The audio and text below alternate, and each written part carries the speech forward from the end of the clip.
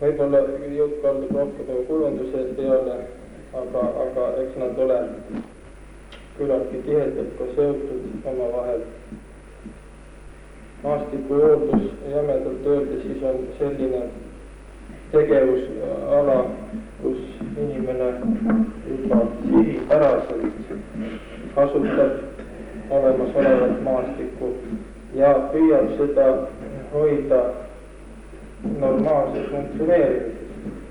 See tähendab seda, et kui ta tahes-tahtmata lihtsustades maastikku, looduslikku maastikku, lihtsustab kultuurmaastikus, ökosüsteemid lihtsustuvad ja muutuvad selle tõttu ka ebastabiilseteks, siis just maastikuhooldustöödega peame uuesti tagama teatud alade normaalse funktsioneerimise ja sellised tööd siis ongi nagu maastikuhooldustöödeks. Kui võtta nüüd majandi territooriumidest rääkida, siis igas majandis on olemas maaparandusobjektid. Ühel suuremal määral, teisel vähemal määral, kui enam taolist majandit vist Eestis ei ole, kus taolisi tööd läbi viidud oleks. Ja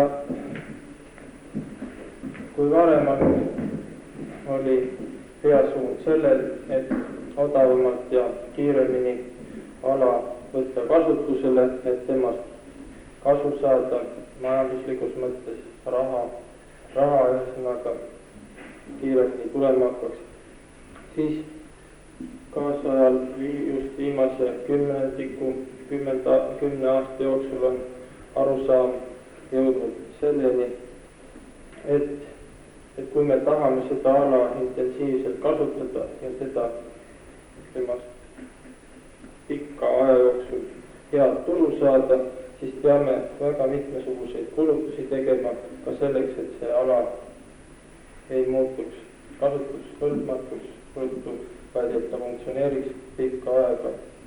Nii on uudismaa põldude vaja väga palju metsaalasid, mis kompenseeriksid selle niiskuse varu säilimise nendel aladel. Kui kuivendustöödega me ala kuivendame, siis võib juhtuda ka kehvematel muldudel selline asi, et paari aasta pärast tuul lihtsalt võtab kätte ja viib selle viljaka õudse teadmise kamara minema. Ja me oleme saavutanud seda, et suured kulutused, mis me oleme pannud sinna, need on muutunud hoopiski meile kahjulikuks, me oleme nullis oma tükad. Ja seepärast on viimasel ajal maaparandusobjekte kujundades olulist osa hakanud mängima mosaiikmaastiku kujundamine, kus siis kõrvuti loodud kultuurmaaga, siis algselt heinamaa, kultuurkarjamaa, hiljem kasutatuna juba viljaväljadena, siis seal juures ka küllalt suured metsaalad, olgu see mets siis kas või selline madal soomets, kuid ta siiski on väga suure tähtsusega ja selline viga, nagu näiteks tehti Räpinus, kui rajati suur poldriala, käidi ka siis looduskaitselt nõu küsimas, et kuidas seda metsa sinna jätta, et seal õiget metsa peal ei ole, et selline mingisugune kase võserik on peal ja maastikuarhitekt käis kohal ja andis lahke loa siis maaparandusmeestel see võserik kõik maha võtta ja tulemus oligi see, et poldrialad teatud osas ei funktsioneeri enam normaalselt, nad on läbi kuivunud ja tuleb hakata uuesti istutama metsa, et normaalselt see ala funktsioneerima hakkaks. No ja siin on paar fotot siis kaasaegsetest maaparandusobjektidest, kus on siis juba lähtutud sellistest uutest printsiipidest, kus metsaalad vahelduvad põllualadega. No siin peab veel ühte asja tähelepanu juhtima, et need alad on ka väikese Eesti juures väga erinevad kui Lõuna-Eestis kuppelmaastikud. Me ei saa rajada maaparandusobjekti seal 50-100 hektarist isegi, vaid peame isegi leppima vahest 5-10 hektarise alaga.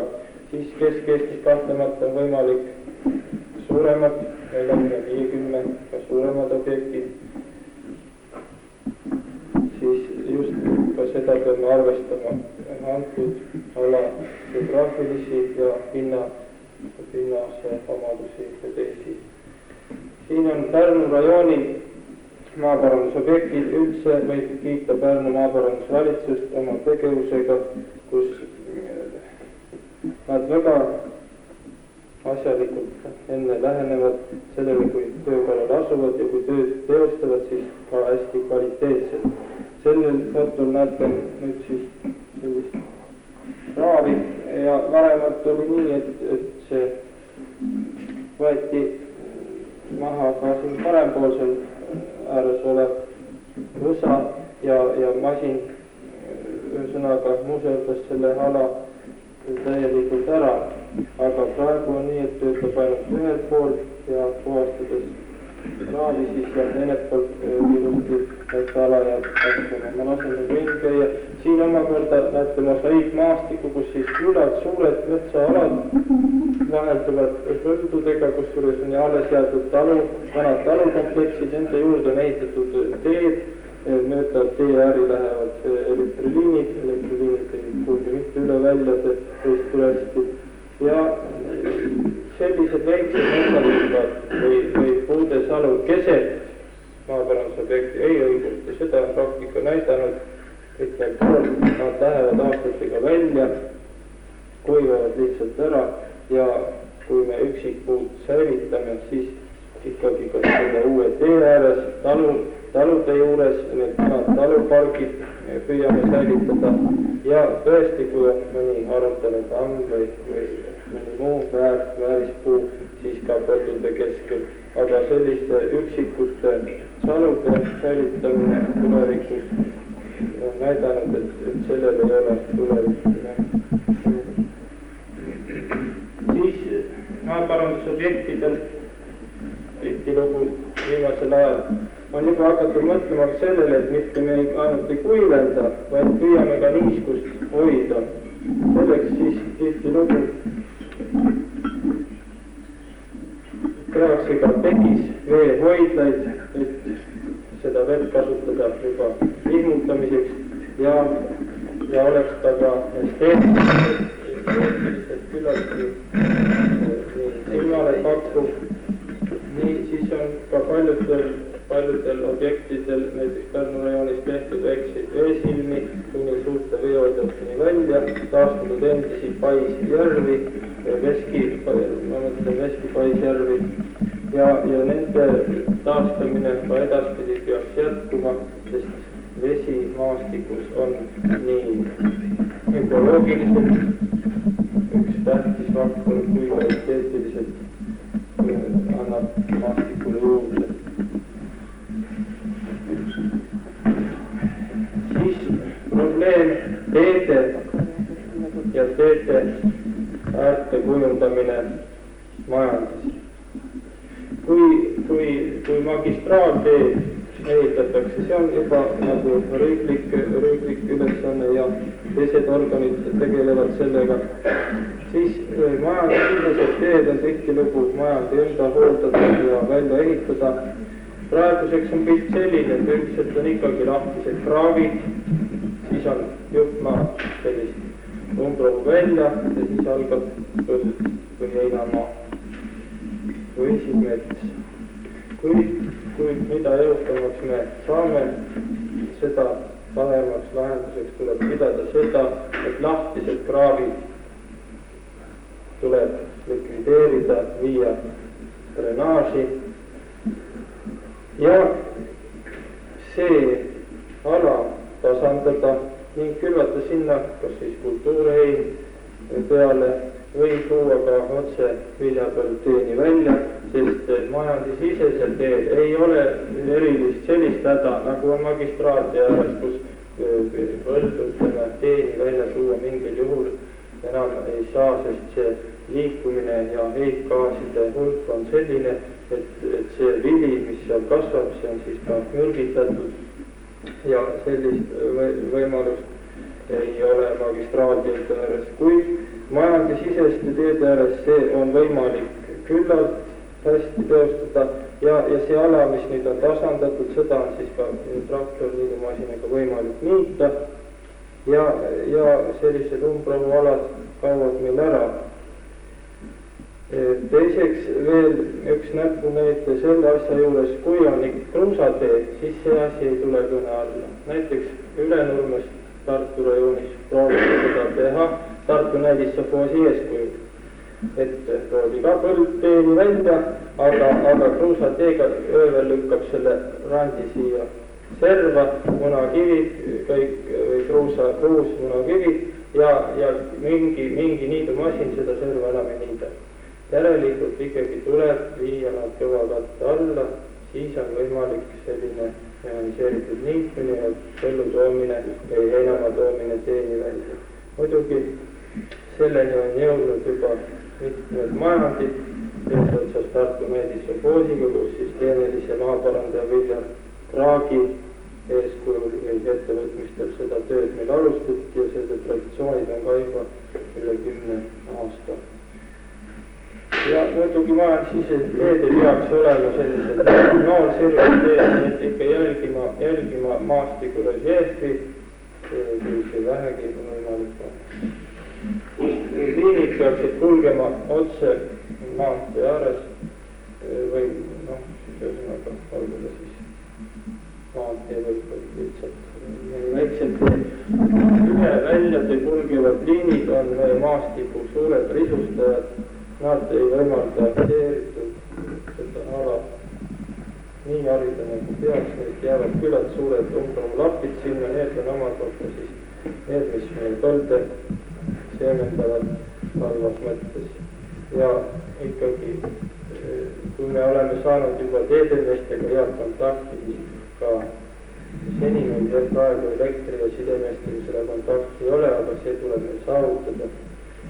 Siis väiksematest elementidest sellised ruubid, sillad, nende ehitamine peaks muutuma kvaliteetsemaks ja kui sellised ruubid on juba, siis on ta ka esteetiliselt kena, põllukividega on need servad ilusti kindlustatud, siia sellesse ojasse on ka veel siis suuremaid raudkive nagu mingi poistatud varudest, aga muidugi siin võib ka üle pakkuda ja sillad käepuutu kvaliteetsest metalltoodest värvitud siis mingi ka üheksavärv, kui meie maastiku ja sisekujundusarhitektid on siiamaani üpris tagasihoidlikult soovitanud värvida ainult võib-olla seal, kui on loodusmaastikis roheliseks või pruuniks või mustaks, et need silma ei torkaks, aga kui need sillad asuvad ikkagi asulas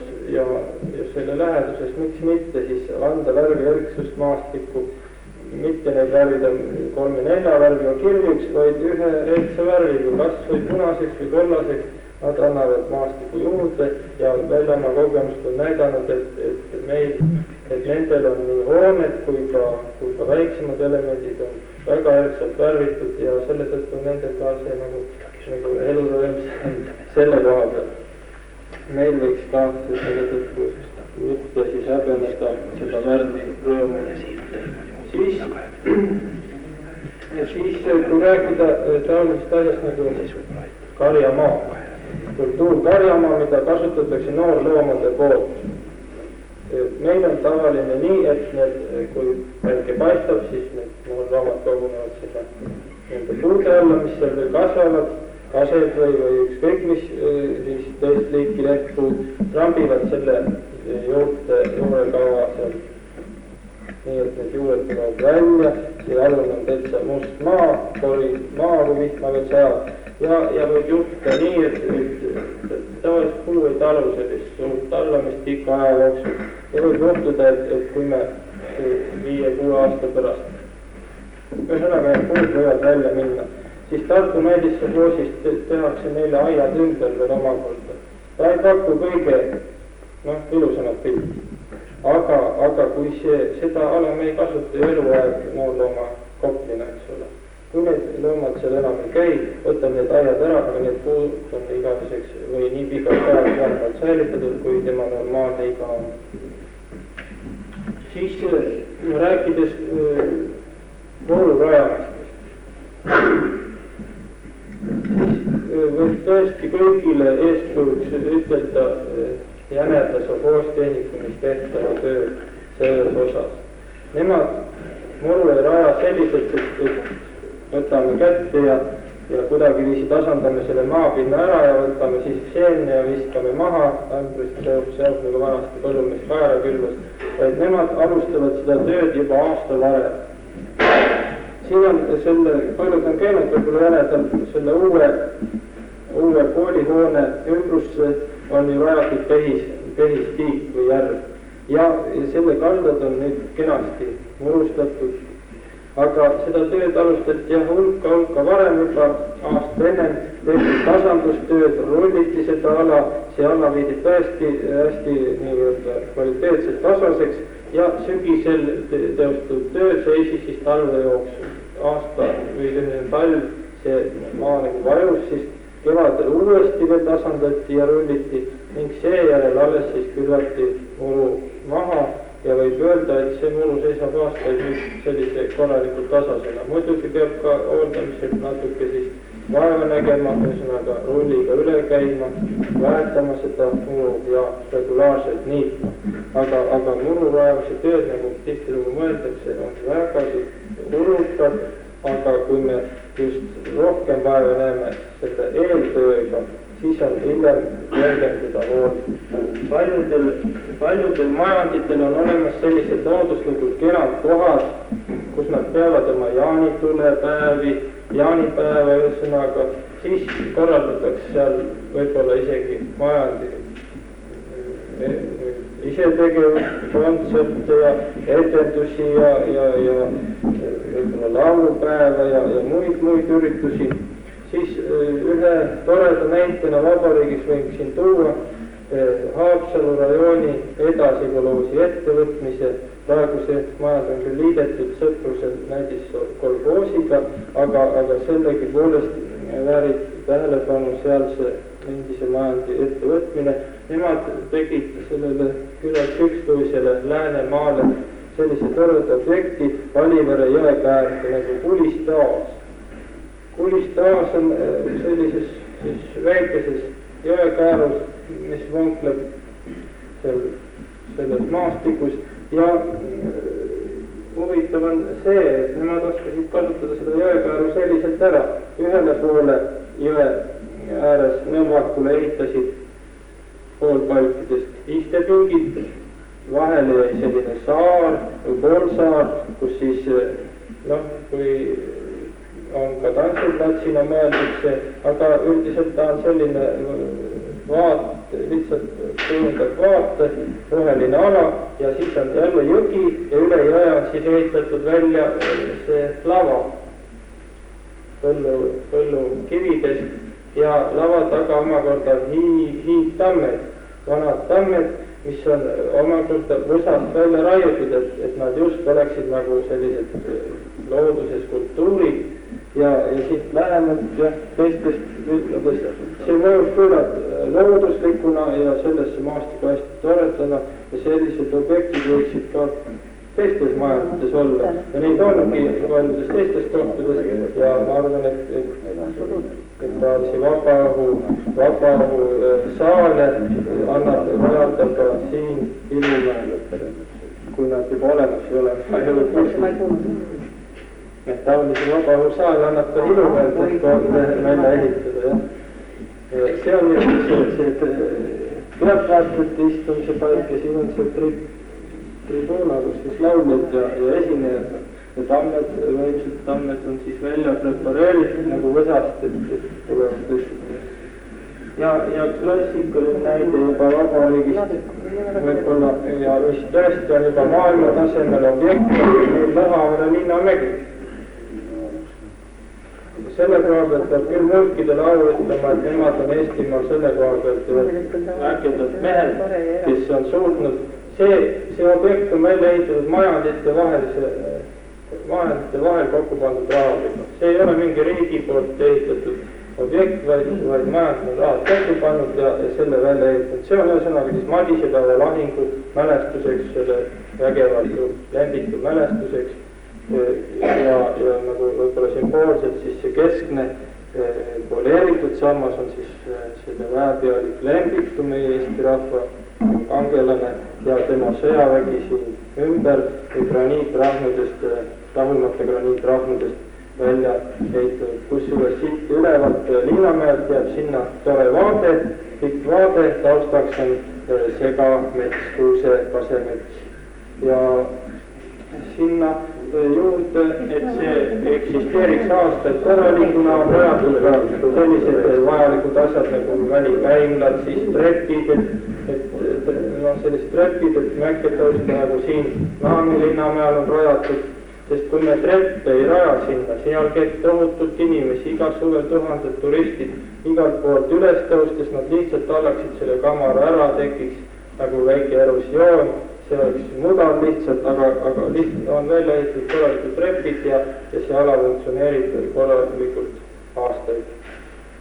Nii et kui me taolise ala oleme kujundanud, siis peame mõtlema ka tõesti kõik üksi pulgi läbi, kõik need sellised kaitseabine, sellist objekti nagu välikäimlad ja võib-olla seal pinnase kaitseks, tugimüürid ja nii edasi.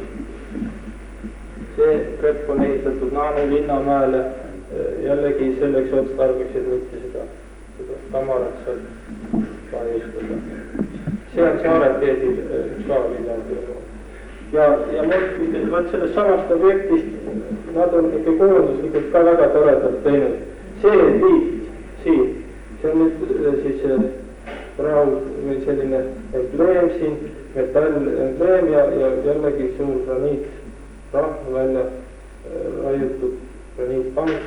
See juhatab siis sinna tee otsas sinna Linnamäele ja juba seal Linnamäe juures on siis taoline raud, jällegi mõõgad siin ja kirjutus Lembitu Linnamägi. No, meie Eesti rahva minevikus on palju selliseid kuulsad mehi olnud ja on sündmusi olnud, mida me tõesti peaksime jäädvustama ja paremini jäädvustama. Seni oleme teinud leidnud ka siin Võrumaal kangid mehi ja